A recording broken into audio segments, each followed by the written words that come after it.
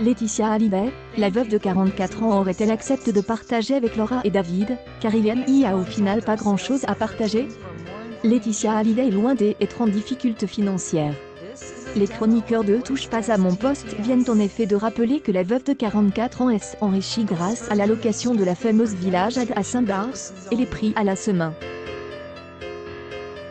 Johnny Hallyday a-t-il réellement laissé une dette de plusieurs millions d'euros à ses héritiers? N'oublions pas non plus que durant Laetitia Hallyday avait commencé à faire des économies, privilégiant par exemple les déplacements en train plutôt qu'en avion. En réalité, la mère de Jade et Joy est loin d'être à sec. Et ce sont les équipes des experts de Touche pas à mon poste Q. À cette importante somme qu'elle conserve de cote, il faut ajouter les bénéfices engendrés par les albums posthumes de Johnny Hallyday. Laetitia Hallyday a hérité des droits des auteurs, mais aussi les revenus de la location des villages et Joy à Saint-Dars.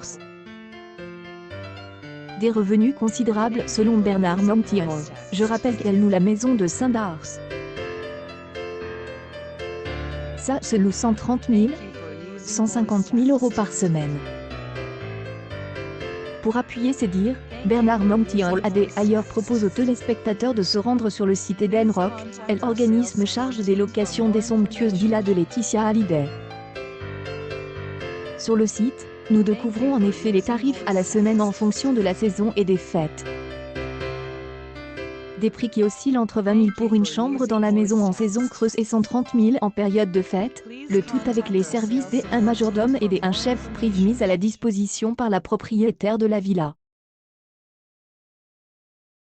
Eden Rock spécifie ailleurs qu'en période de fête, une location doit durer au minimum 10 nuits, ce qui peut vite faire monter le montant de la location à 150 000.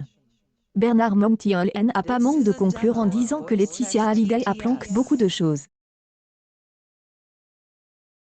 Voici aussi son compte Instagram accueille News People. Laetitia Hallyday est loin d'être ruinée, voici les folles.